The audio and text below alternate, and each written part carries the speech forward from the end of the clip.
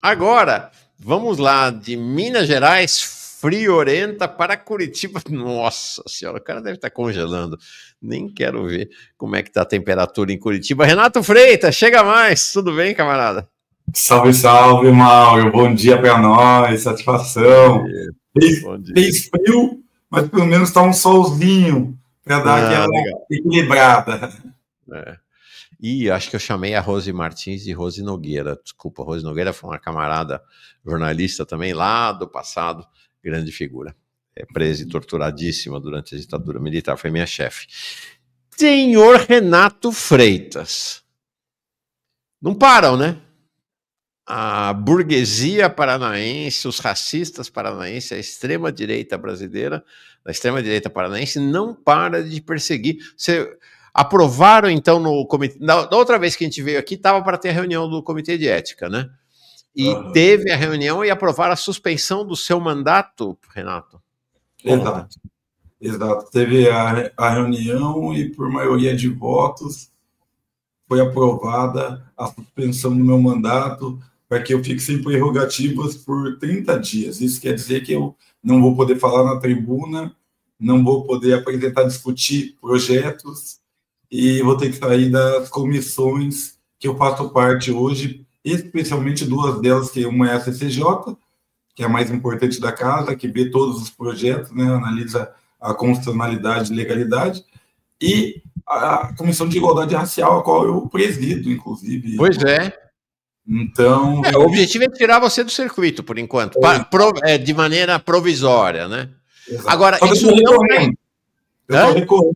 Eu estou recorrendo. E, é isso que eu ia falar, não está vigorando ainda, né? Ainda não, porque o nosso recurso vai ser avaliado hoje, salvo engano. Mas a gente tem algumas... A gente vai pedir vista hoje. Tá. Tem esse direito. Isso então... na Comissão de Constituição e Justiça, é isso? Na CCJ? Isso. Tá. Porque então, hoje você pede vista... Desculpa, perdão. E aí depois vai para o plenário. Isso. A expectativa... até onde eu sei que se você vencer na Comissão de Constituição e Justiça, morre. Não vai em frente. Se você perder, aí vai o recurso para o plenário. Que avaliação você vai ter... Que avaliação você tem do cenário na CCJ? Olha, infelizmente, os integrantes da CCJ todos fazem parte da base do governo, sabe, Mauro?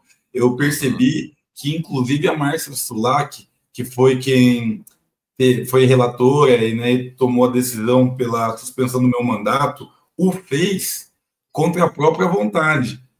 Embora ela tenha tido bastante ânimo, né, bastante vigor, bastante energia, né, e pareceu até meio passional ali, né, mas, mesmo assim, está sob ordens, né? Essas pessoas da chamada base do governo, para que todos saibam, né, são deputados que não têm autonomia, eles não agem conforme a sua consciência e a sua vontade, e sim a partir de ordens que vêm do líder do governo, né, da base, e essa autonomia eles vendem por emendas parlamentares, cargos comissionados e troca de favores dentro das estruturas partidárias, que é o caso dela, o PSD, né?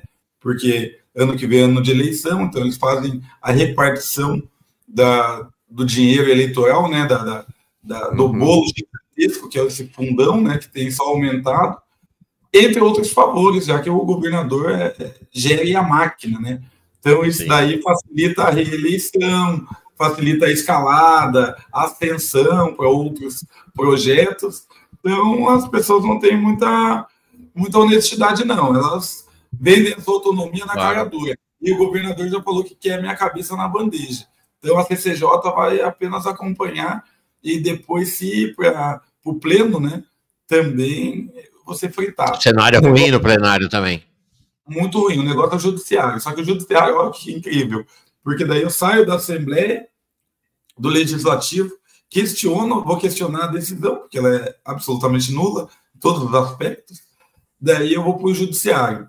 E o Tribunal de Justiça aqui é muito hostil, sabe, Mauro? É um Tribunal de Justiça que condenou o Lula, é um Tribunal de Justiça que queria absolver o cara que matou lá o petista no aniversário lá e tal. Então, daí eu vou ter que ir para Brasília. Daí lá eu acho que eu acabo mudando a decisão, só que ter esse desgaste, né? Claro, sempre tem. Agora, diz uma coisa, qual previsão de prazo você tem hoje na CCJ? Já você vai pedir vista, então vai ter um prazo da vista e depois plenário se você for derrotado. Esse ciclo aí, você acha que demora o quê? 15, 20 dias? Então depende de hoje, porque, irmão, eu posso pedir vista hoje, eles podem já marcar uma extraordinária para amanhã. E aí eu tenho que devolver a vista já amanhã. E daí na extraordinária de amanhã, eles já podem votar amanhã já. E amanhã de tarde já mandar para o plenário. Caceta! Então, mobilização total na defesa do seu mandato, total. Nesse momento, sim, esse é o momento mais sensível. Por quê? Hoje, em tese, Mauro, é o último dia de atividades na Assembleia antes do recesso. Então, recesso aí essa semana e a semana que vem. Então, muita coisa pode acontecer. Pode ser que hoje, de fato, peça-se vistas. Os membros da CCJ já podem ter viagens marcadas, porque não contavam com esse processo de última hora, mas já sabiam que o período do recesso era esse. Então já pode ter viagem, compromissos e ficar muito custoso voltar amanhã, digamos assim. Ou eles podem vir amanhã, votar, mas não conseguir mandar amanhã para o plenário, porque o plenário é mais difícil, vai ter que ter todos os deputados. Claro, alguns vão querer faltar, mas o governador vai chamar todos, para dividirem por igual a responsabilidade por suspender o meu mandato, que gera um ônus também, sobretudo nas classes mais populares aqui no Paraná, que percebem cada vez mais essas manobras de perseguição. Então o governador vai querer chamar todo mundo para todo mundo dividir a responsabilidade. Agora, todo mundo é muita gente. Quando você já tem data de recesso marcada, todo mundo é muita gente. Então, eu estou só observando aí esses passos e esperamos aí que seja marcada essa reunião, pelo menos no plenário, só na volta do recesso, que vai ser daqui 15 dias. É isso que eu ia perguntar. Se não fizerem amanhã e tem que esperar a volta do recesso daqui 15 dias. Aí na Assembleia Legislativa do Paraná já funciona como na Câmara e no Senado, que é o voto à distância, voto pelo celular, remoto ou não? Não. Foi extraordinário na época do coronavírus e agora já não teve mais. Tá bom. Outra questão. Você sofreu um processo, lembro bem, acompanhei, para e passo, similar na Câmara de Vereadores e Vereadores. Gente, a coisa, o racismo, né, a visão contra a esquerda no Paraná, a barra é pesada, E você também perdeu na Câmara e acabou vencendo depois no Supremo, não foi? Exato, eu perdi aqui na juíza de primeira instância, aqui, juíza singular, né? Fui para o Tribunal de Justiça, perdi de novo, tive que ir para Brasília e aí sim eu ganhei. Por isso eu digo, aqui é muito provinciano, né, Curitiba, e a justiça é muito comprometida com os grandes interesses, né, sobretudo aí do governador, do grupo político-econômico que ele representa, né, os conglomerados empresariais aí a qual ele representa. E esses juízes normalmente são filhos de fazendeiros, filhos de grandes empresários, é a média alta burguesia, aí, né, a pequena e média burguesia, então a nobreza de Estado, né. Eles têm essa opção de classe e de raça também, né? Já que veio o mundo a partir dessas lentes neocoloniais do chamado Sul é meu país e tantos outros movimentos de superioridade, né? De pretensão de superioridade que existe aqui no Paraná. Sim. Renato, deixa me ver aqui uma questão. Eu vou ler alguns comentários, alguns não têm a ver com a sua vinda aqui, eu deixei passar, mas acho que é importante registrar o que as pessoas estão nos escrevendo aqui. O André Felipe Mendes. Como o PT governaria? Uma pergunta que uma pessoa aqui do nosso chat Face, ele está respondendo. Poderia começar não desmobilizando suas bases sociais, botando CUT, CTB, MST, Kizomba, Juventude do PT, o JS, UNE e outros aliados nas ruas, seguindo os exemplos de Erundina e Olívio Dutra. O Amigos do Povo, nós falamos sobre o tema das bets, tá, Renato? Está pegando fogo. Mauro, em breve haverá progressistas bet? Pois é. TV 24Bet, vocês conhecem, amigo do povo, ele é sempre mordaz. João Souza, deixa uma sugestão de convidado, Hugo Pontes, advogado trabalhista e comunista, tem um trampo muito legal no Insta, anotada a sugestão. Rodrigo Malheiro chega como novo membro, Toen Nobokova, é justo falar Netanyahu e não Israel nessa ofensiva, não, Toen, discordamos já, é a segunda vez, já tinha escrito isso aqui, é uma ofensiva do Estado de Israel, não é do governo Netanyahu apenas não, é do Estado sionista de Israel. O Alexandre Fleck falando do assunto que daqui a pouquinho vamos falar com o Renato. O PT hoje é só marca fantasia da CNB. Essa bananeira já deu cacho, não adianta insistir, não vira mais um pomar, fazendo um trocadilho aqui. Ricardo Tadeu, João Souza, Renato no Congresso Nacional. Todo o povo brasileiro precisa conhecer sua luta, será fundamental na mobilização das pautas populares. Vamos falar depois. A gente já falou com o Renato sobre essa questão de candidatura à federal. Renato, o Ratinho é quem quer seu pescoço, é isso? Ele é o maestro dessa orquestra macabra, é isso?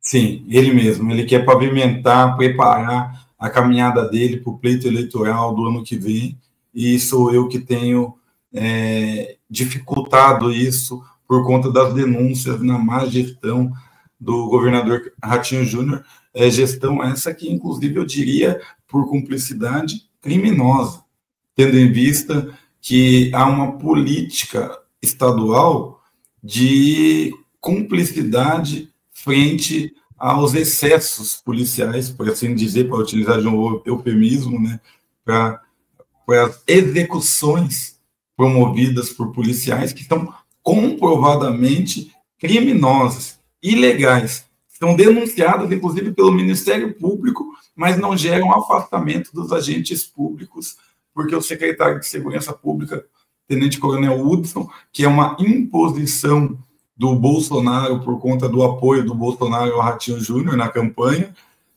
tem essa figura aí agora como secretário de Segurança, uma figura que já tem dezenas, se não centenas de homicídios já na sua ficha funcional, e que exalta esse tipo de atitude, esse tipo de policial, e que acaba, claro, adoecendo os policiais. A Polícia do Paraná tem uma das maiores taxas de suicídio do Brasil. A polícia brasileira, é bom que se saiba, é a que mais se mata no mundo. Inclusive, aqui no Paraná, a tradição é que os policiais mais se matem do que morram no chamado confronto. O que demonstra que o verdadeiro inimigo dos policiais é a militarização institucional que retira dele direitos, que degrada, embrutece, adoece e descarta. E depois ele vem a se suicidar, né? Então, isso tudo aí, nenhum outro crítico ali no parlamento tem coragem de dizer, de apontar, entre outras coisas, né? O próprio processo de privatização da Copel, da Companhia Elétrica aqui do Paraná, foi um processo eivado aí de corrupção, de esquemas, advogados contratados por valores muito altos para fazer lavagem de dinheiro, a mesma elite aqui, que é Slaviero Pimentel, para você ver, Mauro, o atual prefeito de Curitiba, que é um rapaz jovem ali, na casa dos 30 anos, tem um irmão, que é também ali na casa dos 30 anos, que é presidente da Copel, que já era, que desidratou a companhia, destruiu a companhia, vendeu por preço de banana e continua presidente da companhia. Por quê? Porque o sobrenome dele é Slaviero Pimentel, Slaviero dessas redes de hotéis, de concessionárias, de fazendas, etc. Multimilionários, né? Bilionários. Multimilionário. E Pimentel por conta do grupo Paulo Pimentel de Comunicação, que é o monopólio das mídias, né? Dos meios de comunicação. Então, Sim, o Clã Pimentel mandou no Paraná politicamente durante décadas, né? Inclusive. Por muitos anos, décadas e décadas. Agora, Renato, eu acho que tem uma questão importante aqui. Nós falamos sobre esse tema na nossa última conversa, que é a relevância crucial. Portanto, eu peço encarecidamente a mobilização de todo mundo na defesa do mandato, porque defender o mandato do Renato é defender a vida do Renato. Sem mandato parlamentar, Renato dura muito pouco tempo vivo no Paraná. A polícia, a PM, essa turma do Ratinho vai para cima com todo tipo de violência, e aí não apenas violência institucional. Então a pergunta que eu te faço, Renato, é como é que as pessoas podem se mobilizar para apoiar seu mandato nesse momento? Olha, Mauro, eu acho que a primeira coisa e mais fácil, tá em contato ali com o material que a gente produz nas nossas redes, porque a gente informa em que passo está, a gente demonstra ali a sanha punitivista de um, a corrupção, o conluio de outro, e a gente consegue chamar manifestações para o dia D, né? E o dia D vai ser o dia da Assembleia. Quando isso tudo chegar para ser votado lá no plenário da Assembleia, a gente vai promover aí uma grande manifestação. Até lá, a gente só vai ganhando a opinião pública, entornando o caldo, para que mais pessoas se indignem perante essa injustiça e fiquem a postos, né? Então, a gente está organizando, mobilizando e agitando, né? Mas na hora H a gente vai mobilizar para que a gente consiga encher aquele plenário lá e constranger aqueles deputados para que eles percebam, né, que há o povo na espreita, né? Renato, veja se eu estou certo. Estou colocando aqui, então, o teu perfil nas redes é este aqui, ó. Botei ao lado do nome dele aqui, gente, para ficar na tela até o final. @Renato Freitas, um de nós. É isso? É isso mesmo, Mauro. Sobretudo então no é @Renato Freitas, um de nós, mas sem acento no O, né? Tá bom? Isso. Então, siga o Renato, então. Bom, Renato, queria te fazer uma questão. Nós já tratamos desse assunto aqui, sobre o apoio do presidente estadual do PT, o deputado estadual, inclusive, né, é o líder do PT aí na Assembleia, o Arilson Marol de Chiorato, a campanha contra você. Mas deixa eu, antes de entrar no assunto do Chiorato, queria antes te perguntar o seguinte: o PT nacionalmente, o PT através de Gleisi, que é a maior liderança do PT aí no Paraná, o presidente Lula... Você apoiou o presidente Lula quando ele estava preso? Você esteve lá no acampamento? Como é que foi? Olha que interessante, Mauro, porque eu sou da região norte da cidade, né? Quando eu vim para Curitiba, eu morei em várias metropolitanas, mas no momento que eu vim para Curitiba mesmo, eu sempre morei na região norte. Santa Cândida, Boa Vista, Barreirinha, Cachoeira, Atuba, Bairro Alto, só bairros aqui da norte. E a Polícia Federal fica ali no Santa Cândida, que é a região norte aqui, extremo norte da cidade. E quando o Lula foi preso, antes dele ser preso, ele tinha vindo em Curitiba e feito já uma palestra ali, uma fala, uma mobilização, a gente já estava lá, nosso grupo organizado. E dias depois disso, 10, 12, 15, não sei, 5, não sei, não lembro agora, mas pouco tempo depois, ele acabou sendo preso. Daí ele veio aqui para a delegacia da Polícia Federal no mesmo dia de noite. Estava eu, meu amigo Kleber e meu amigo David lá na frente da delegacia.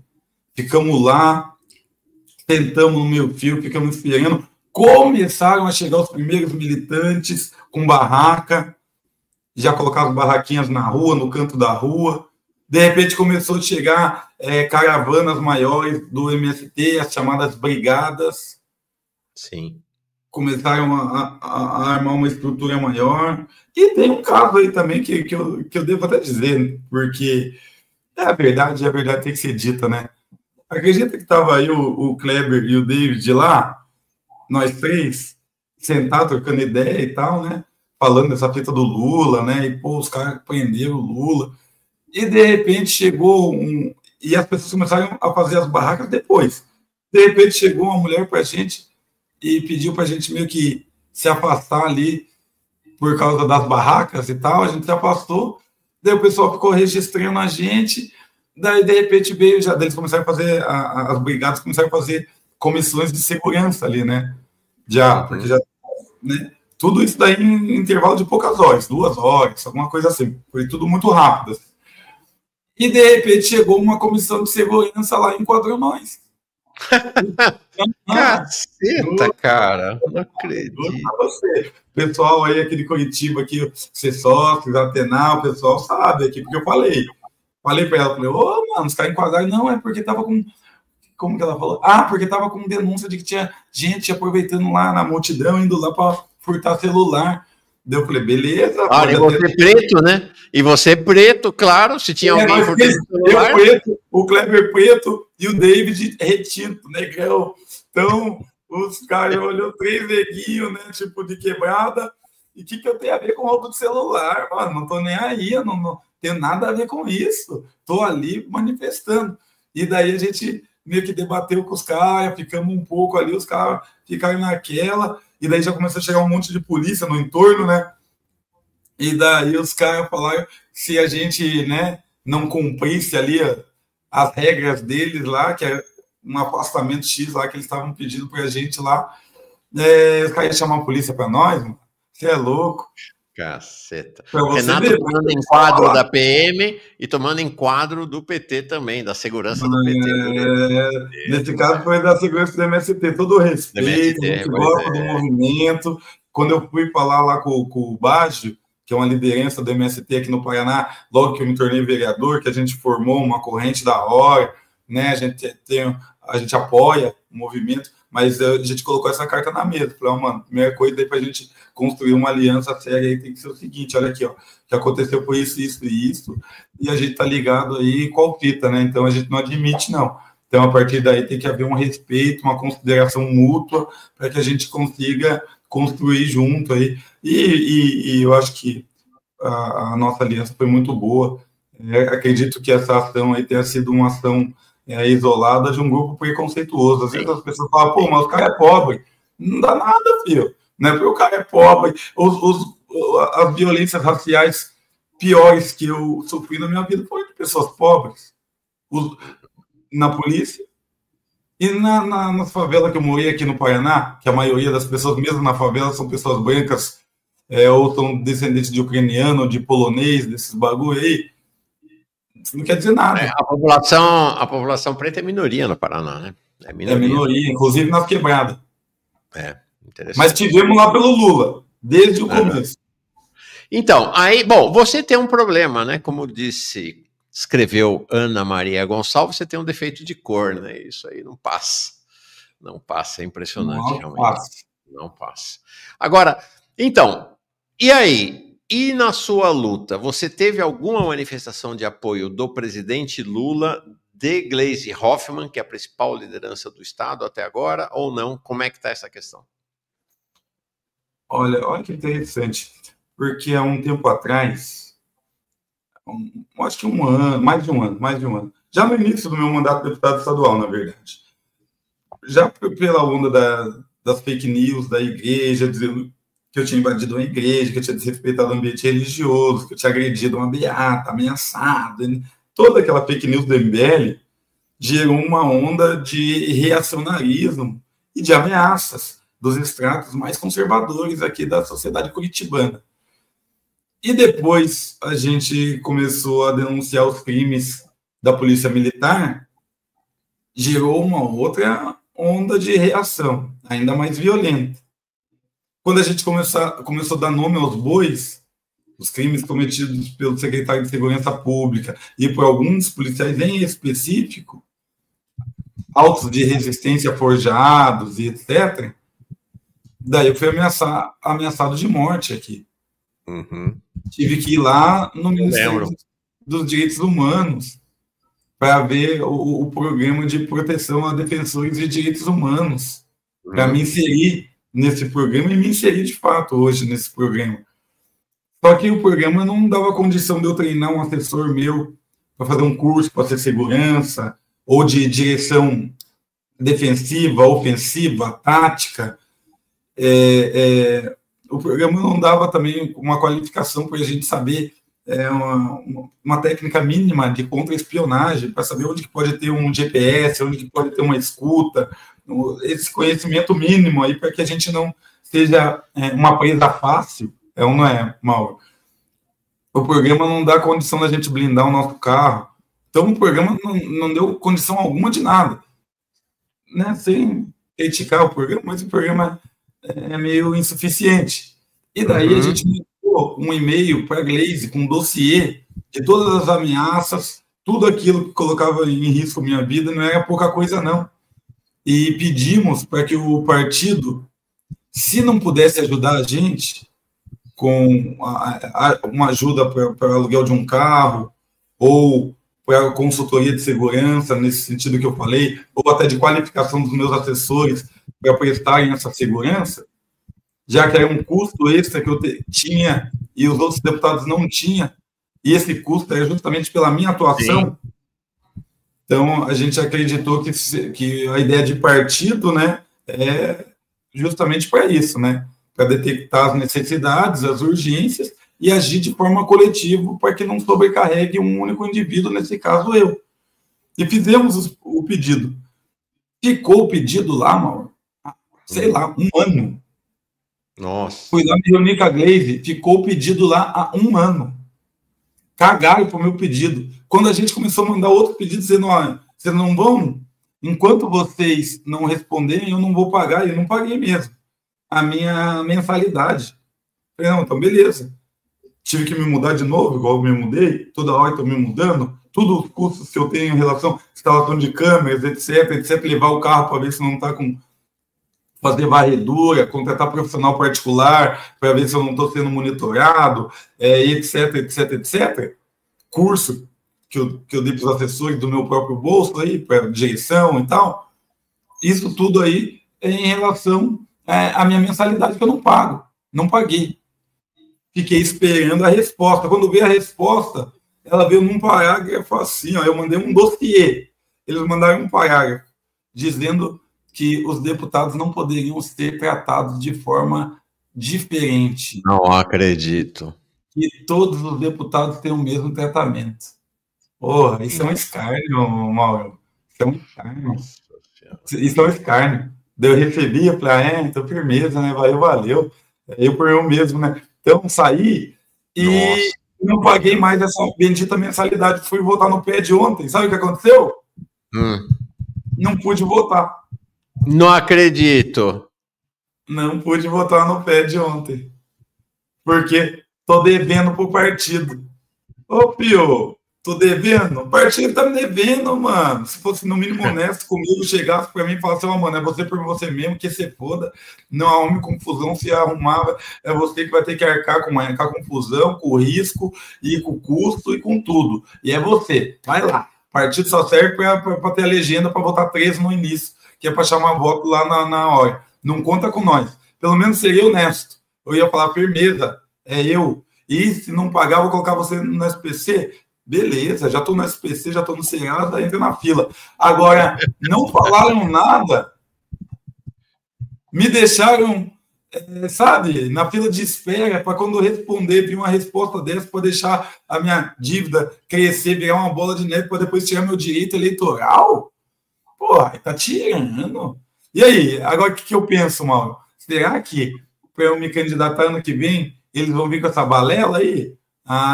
Então eles vão ver o deles. Porque daí eu vou lá, vou fazer o seguinte, vou parcelar em 1 bilhão de vezes a dívida, para eu ter como pagar, até porque é uma dívida gigante, eu imagino, né? 1.000 e tantos reais por mês, aí os caras querem que eu pague. Os caras é louco, filho. Nunca deram um pote, uma lata de leite ninho no projeto do núcleo periférico para alimentar quem tinha fome. Nunca levaram uma manta para cobrir quem está morrendo de hipotermia na cidade aí. Nunca inseriram a gente em nenhuma dinâmica de decisão para ajudar a decidir o gasto do dinheiro que é arrecadado no município e no estado. Trata a gente como figurante da história. Sai fora. E o presidente Lula? Nunca te apoiou? O presidente Lula nunca nem me deu oi, né, mano? Nem me deu oi. As poucas vezes que eu vi ele uma vez lá no lançamento da candidatura do Requião. Só entrei na foto, assim, e tal, mas nem tchum.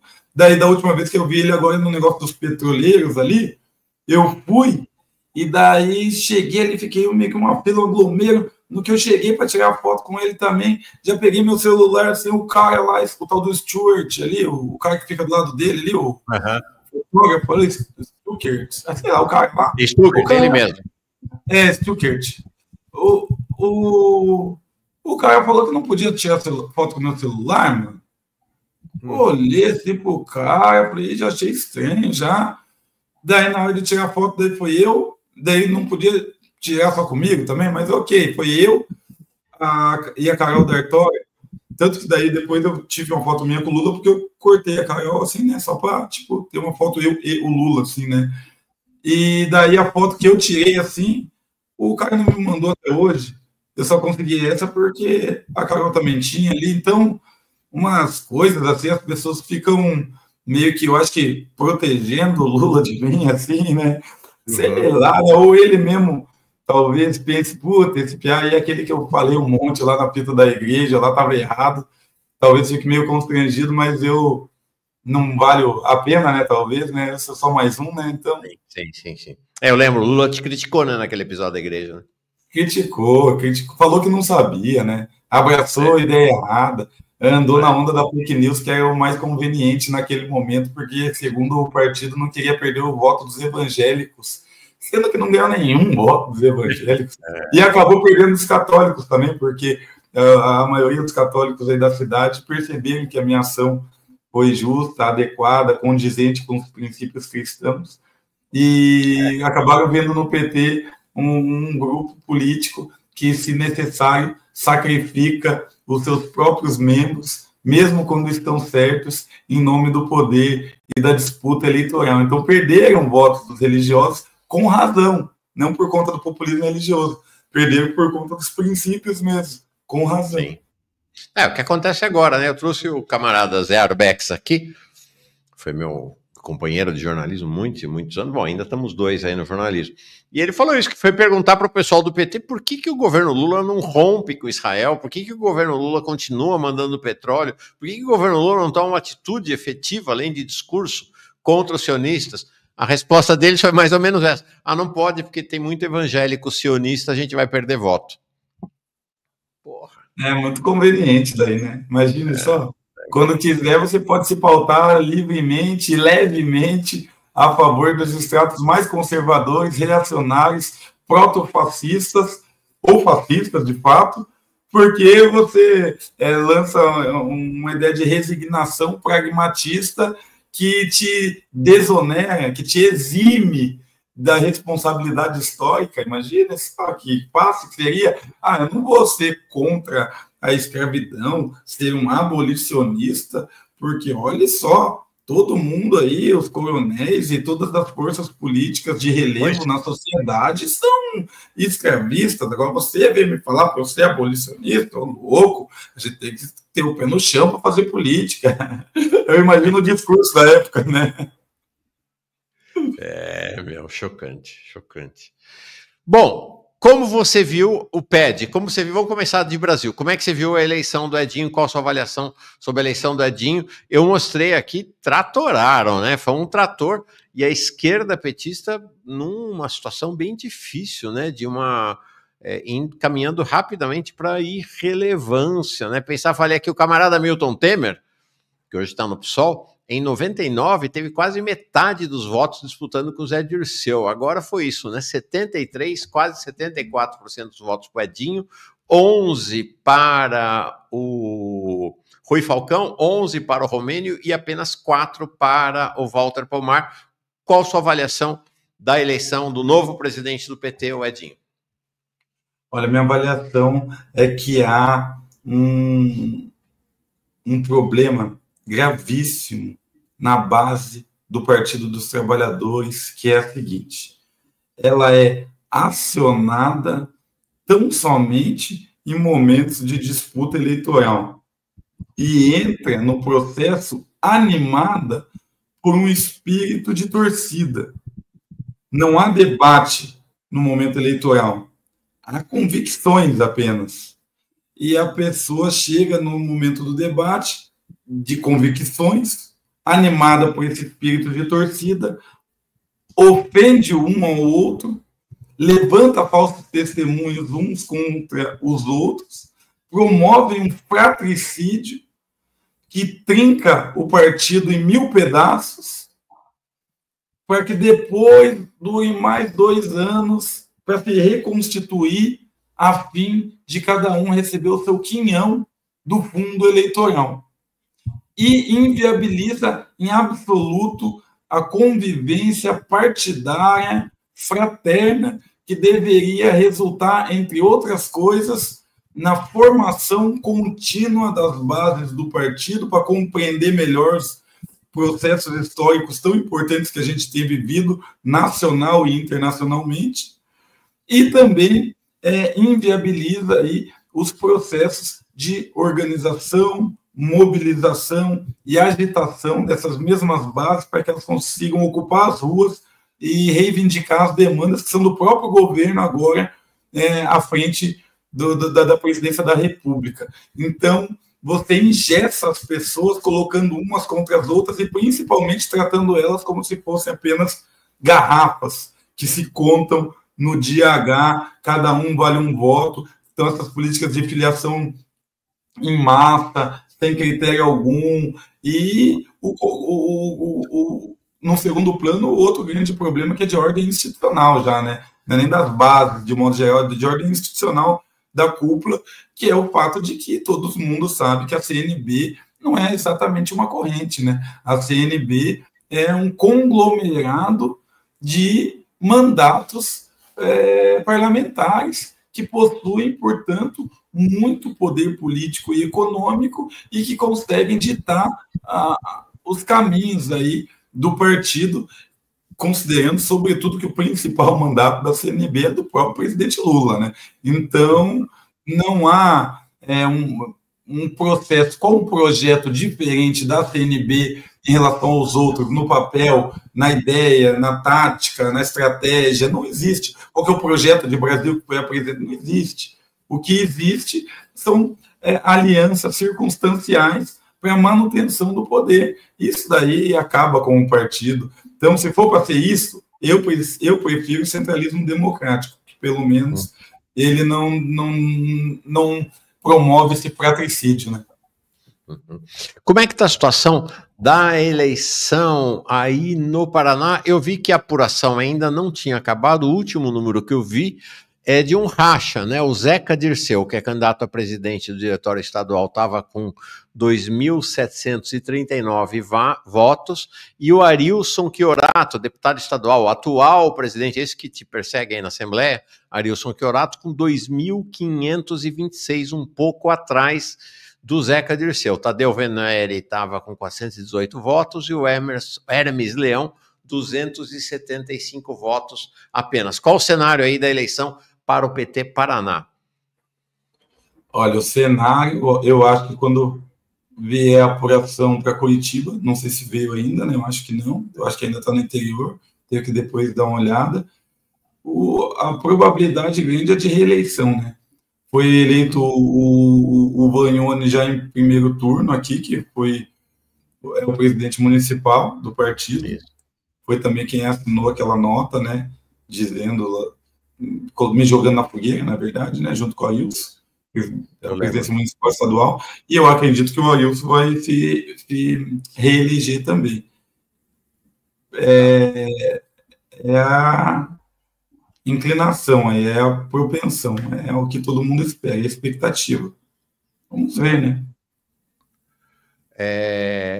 Tem alguém, a chapa que vai ser eleita é a dele, porque tem a chapa, tem os presidentes e a chapa, tem mais chapa do que candidato a presidente. Há perspectiva de alguma mudança aí na composição dos diretórios ou não? Vai ficar tudo mais ou menos como antes? Eu acho que vai ficar tudo mais ou menos como está. Tá. Qual o peso da Gleisi aí no Paraná? Teve o PED há 2 anos atrás, então já se reelegeram automaticamente, né, por ausência de PED, e agora de novo, né? Seria como se fosse a terceira gestão direta, né, contínua, né? E a Gleisi, qual o peso dela aí no Paraná? Todo, né? O Arilson Chiorato, para você ter ideia, foi chefe de gabinete dela, né? Eu acho que no Senado, alguma coisa assim, a pessoa de confiança dela, que na verdade o Vagnoni também, né? Então Então a Gleisi... Então a Gleisi vai controlar tanto o estadual quanto o municipal em Curitiba. É isso mesmo, com certeza. Uhum. Tá bom. Deixa eu te colocar aqui algumas questões e uma pergunta para ti. A Verônica Nascimento diz: essa conformação do PT com a política da conveniência está matando a política. A falta de apoio em relação a um quadro como o Renato é um sintoma disso. A Cecília Manso manda a saudação dela. O João Souza fala: Renato é grande demais esse PT atual. Nós já falamos bastante sobre isso, permanência do Renato no PT na nossa entrevista passada. Você já disse que vai ficar, né? Até te botarem para fora, você fica no PT, até no guarda-chuva institucional. Como é que você falou? Desculpa. É verdade. Mas pelo visto aí já havia uma nova, né? Se essa minha dívida aí gerar expulsão, ai. Ai, meu Deus do céu, o que eu faço? Aí a gente faz vaquinha. O Ministério Imaginário. Renato, meu xará, todo apoio a você diretamente do PCBR de Belém do Pará. Precisamos de uma esquerda real, menos personalista e mais focada em projeto. Um abraço. Cecília Manso. Sou católica e acompanhei o episódio da manifestação na igreja. Não vi nada de errado. E o próprio pároco abonou, não só o pároco, né, como o cardeal arcebispo de Curitiba também te apoiaram, né? A Sumaia diz assim: que orgulho eu teria se tivesse uma foto com o Renato. Renato é um rapaz admirável, máximo respeito. Tá aqui o Leonardo Lopes, nosso cirista lá do Ceará, né? Leonardo, acho que não me lembro agora. Renato Freitas está aí, um cara que eu votaria para presidente de olho fechado, mas como o Lula não deixa crescer nada perto dele, acho difícil essa candidatura.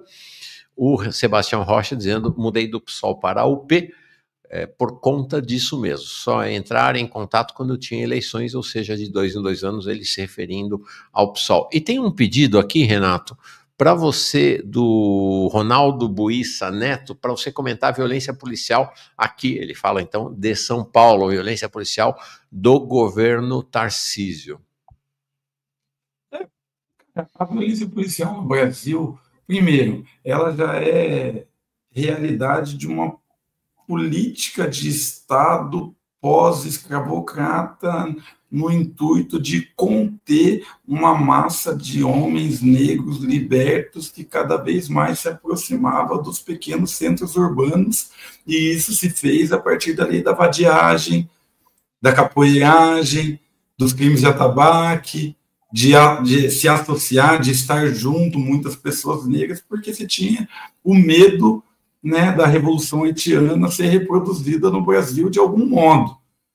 E a partir desse momento de constituição, né, dessa política anti-vadiagem, anti-negro, porque criminalizava a pessoa e não o ato, que vadiar não é exatamente um ato, é estar na rua sem condição de subsistência própria, é não ter dinheiro. Uhum. Não é um ato. Então, a criminalização da pessoa, o direito penal do inimigo, que se chama, né, no direito penal, que é o fundamento do direito penal do inimigo, é a guerra. Então, é uma guerra incessante, é o que eles chamam de paz jurídica, de ordem pública, é uma expoliação incessante daqueles que sucumbiram à guerra de dominação, que é a guerra colonial. No nosso caso, a população negra, a população indígena e as pessoas afetadas aí por esse capitalismo dependente, né, que é o que nós vivemos selvagem, né, então que gera uma massa de pessoas descartáveis também. Esses são vistos todos como inimigos. A gente precisa, no Brasil, 9 gerações, 180 anos, para você sair da classe E, pobre e fudido, sempre digo, para você ir para a classe D, pobre e iludido. Então, 180 anos, a realidade é qual? Você vai nascer, crescer, trabalhar para caralho e morrer. E os seus filhos vão ver esse exemplo como um exemplo de impossibilidade de mobilidade social. O elevador está quebrado no Brasil. Então, isso gera uma frustração, um desencanto com a vida, um desespero, até eu diria. E o que se constrói e é forjado no desespero?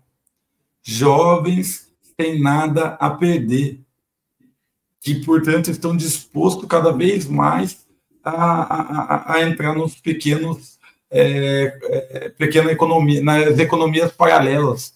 A economia das bets, virar lá anunciante do jogo do Tigrinho, a economia do tráfico de droga, virar um vendedor no varejo ali, arriscando a própria vida e liberdade para não ganhar quase nada.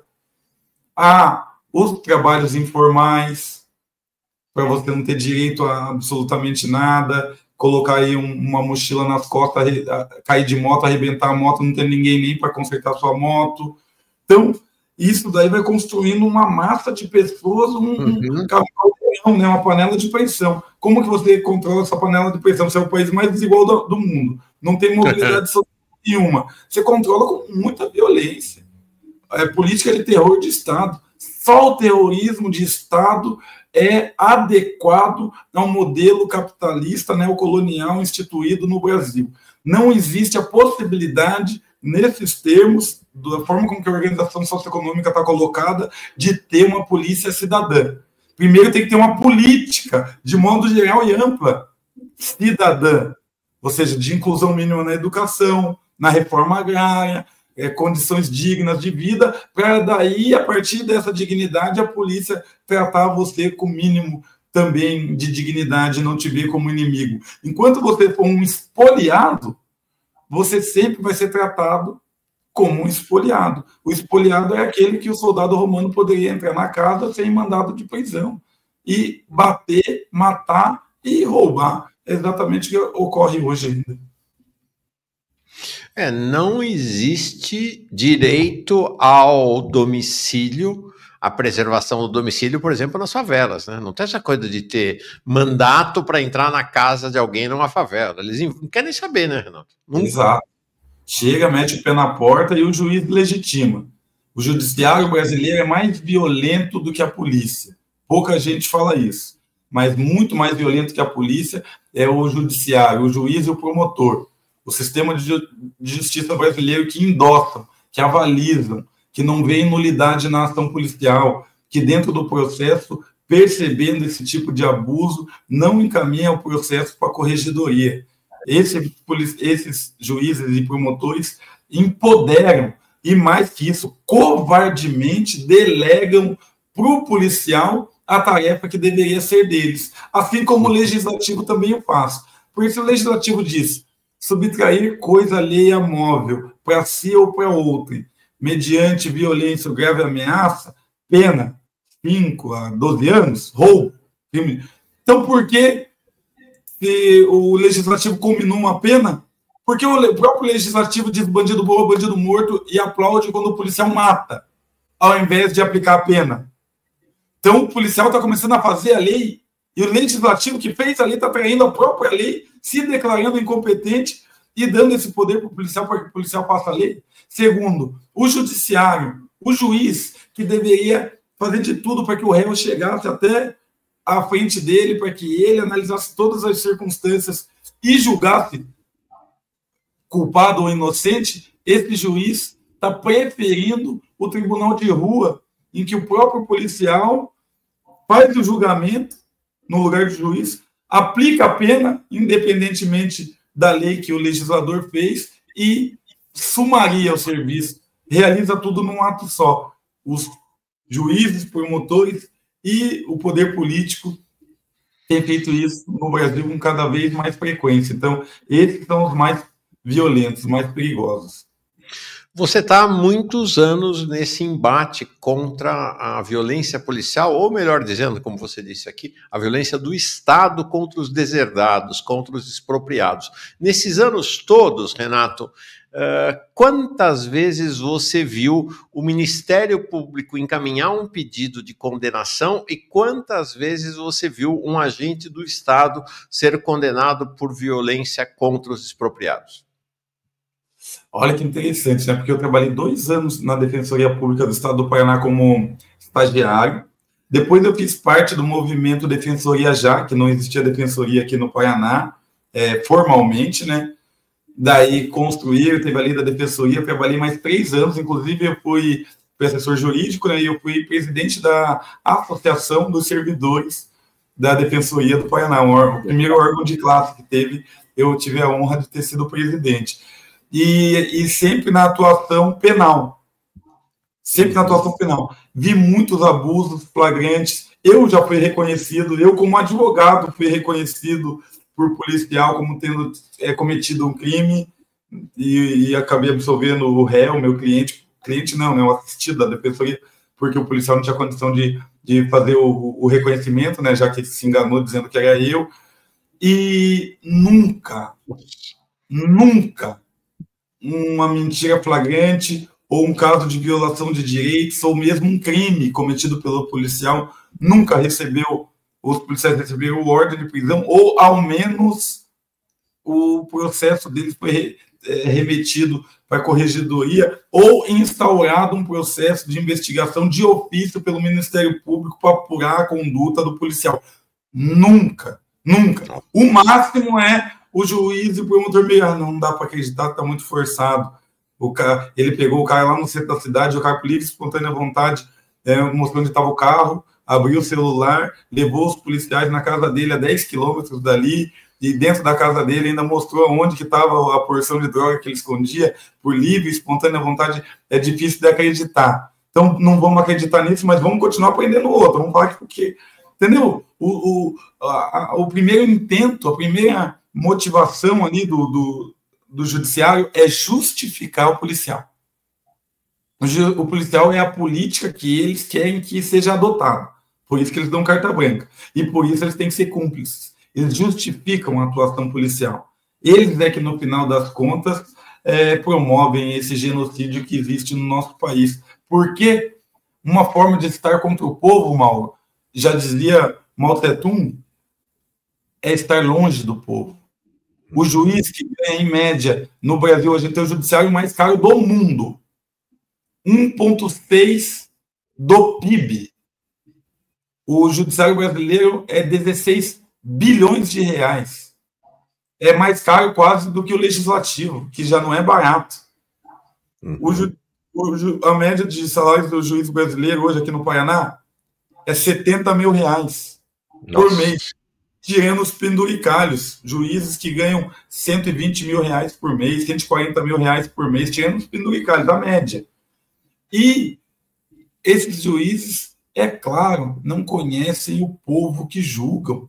Não conhecer aquilo que julga é o primeiro passo para você cometer uma injustiça ou para você agir na ignorância e no preconceito. Já dizia o Durkheim, você trata o objeto de pesquisa como se você não conhecesse em absolutamente nada, uma coisa, né, para que depois você se aproxime e detidamente perceba fora dos seus juízos e prenoções do que é constituído e etc., para conhecer a realidade daquilo. Os nossos juízes estão distantes, não tratam aquilo com nenhuma isenção, todos os preconceitos constitutivos de uma classe descendente dos escravocratas que tem a personalidade, uma personalidade deteriorada, que não consegue distinguir o que é público e o que é privado, porque a própria posse envolvia seres humanos. Seres humanos eram vistos como posse, num passado recente no nosso país, por avós, bisavós, tataravós dessa mesma gente que hoje julga. Então, quando nos vem desse jeito, aí não tem como esperar justiça. A gente tem o direito de ser julgado pelos nossos pares. Isso que é justiça. De que modo? Pares da mesma classe e da mesma raça. Então, quando jovens, pretos e pobres forem julgados também por pessoas da sua própria comunidade, pretas e pobres, daí a gente vai ter mais condição de fazer justiça na resolução desses conflitos.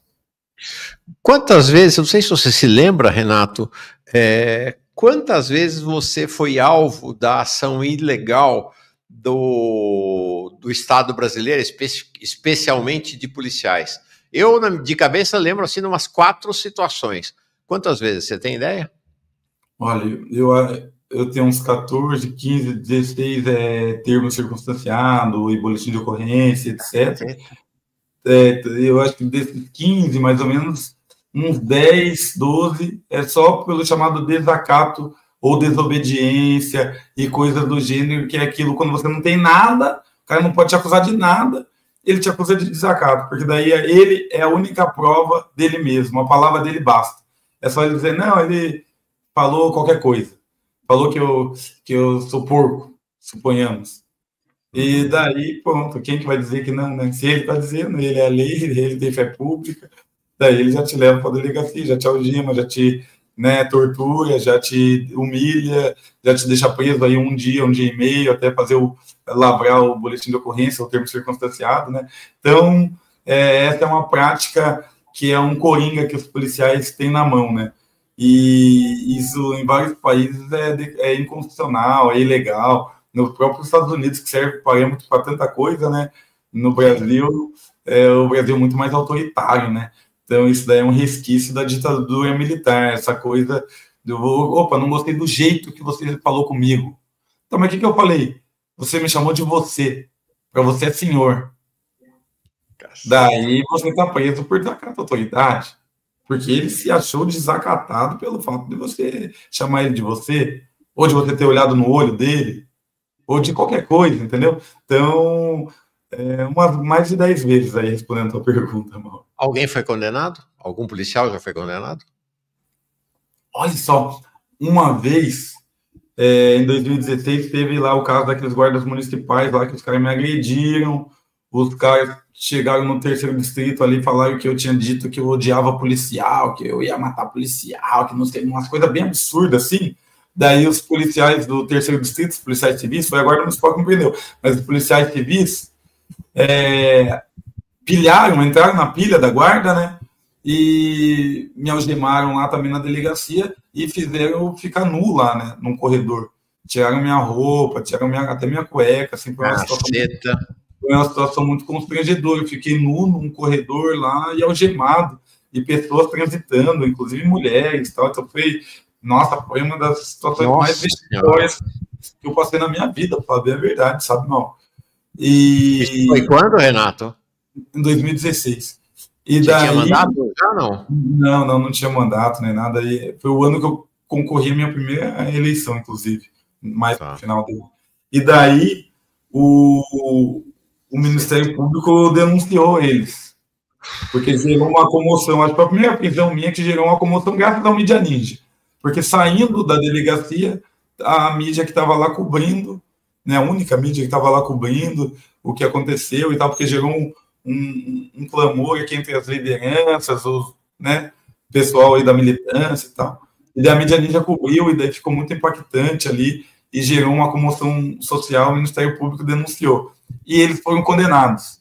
Agora, olha que interessante, Mauro, olha que sinistro. Daí, quando aconteceu lá a situação da igreja, 2022,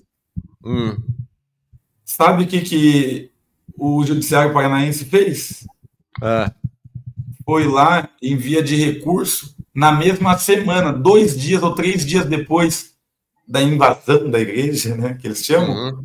Sabe o que o Judiciário fez? Foi lá e absolveu os policiais. Aproveitaram o ataque ao meu nome, à minha baixa popularidade. Naquele outro caso de 2016? Exato. Caceta! Eles demoraram um tempão para julgar os recursos dos guardas, porque daí os guardas não foi condenado, mas não tinha nenhum efeito prático.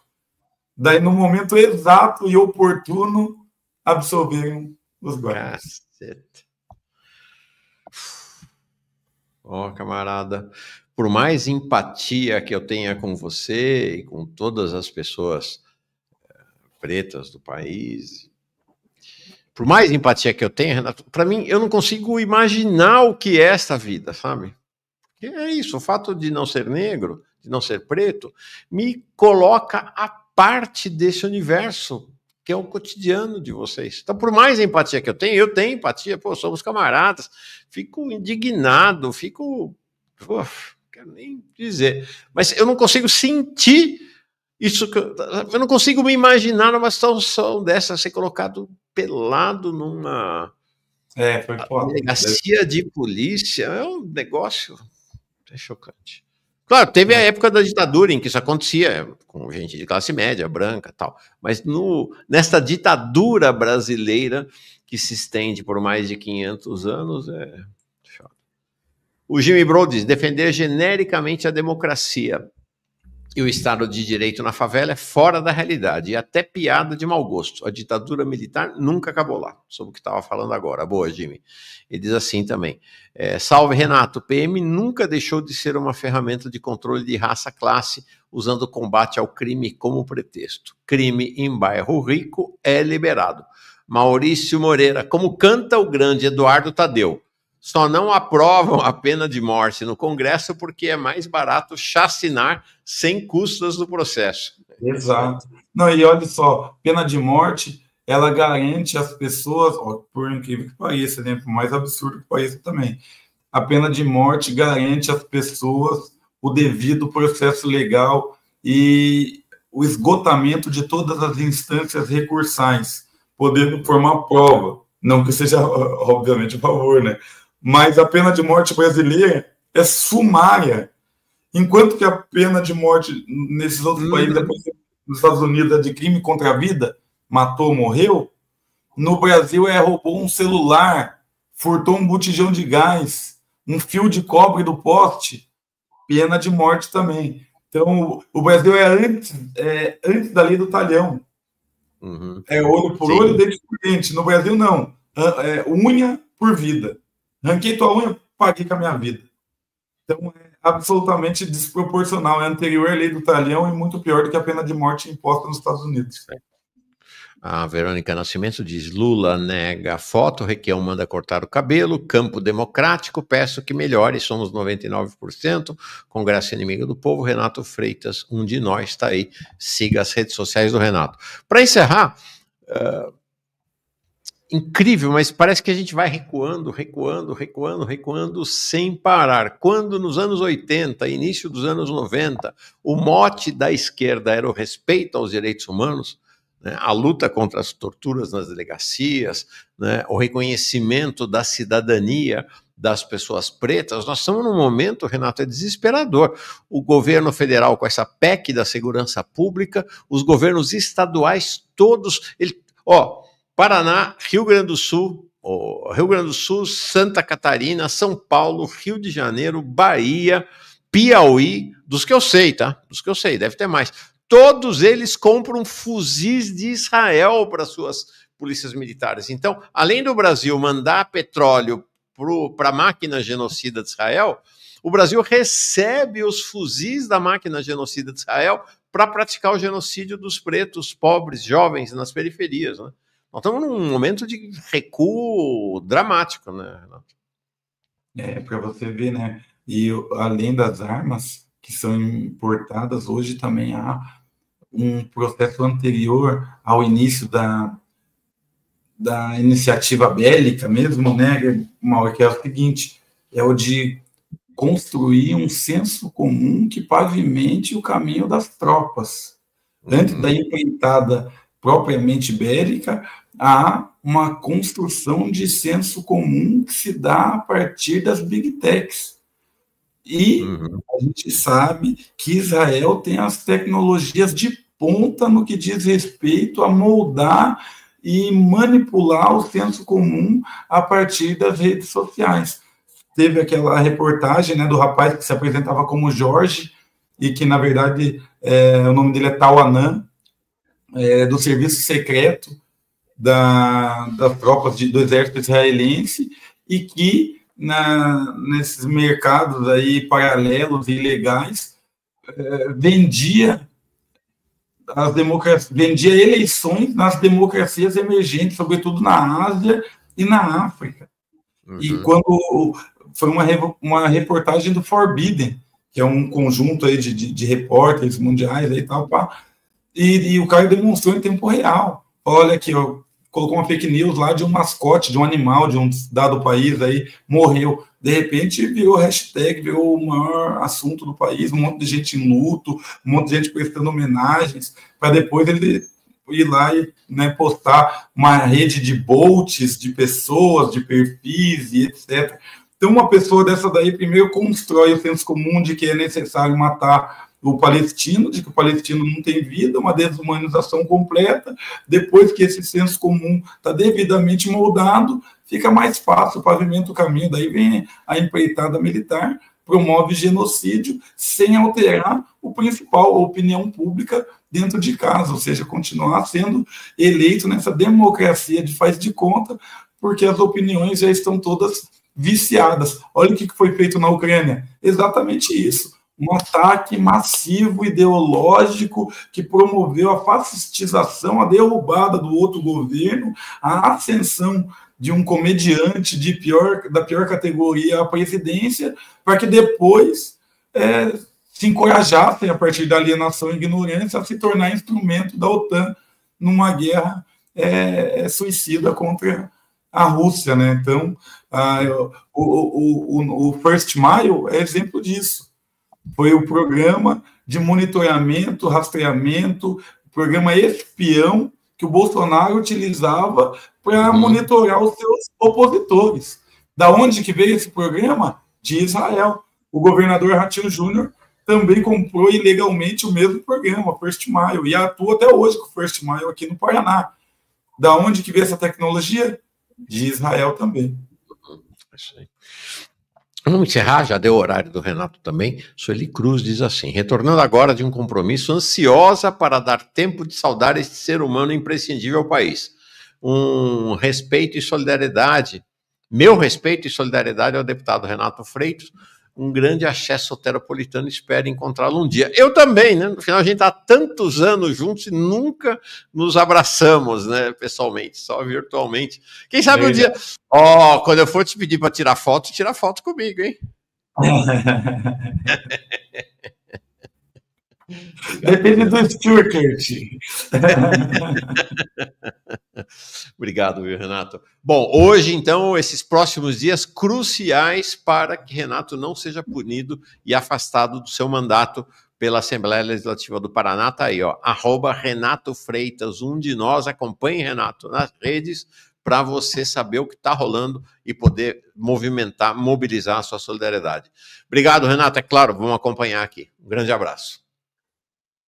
É nóis. Valeu, Mauro. Um abraço. Valeu. Um abração.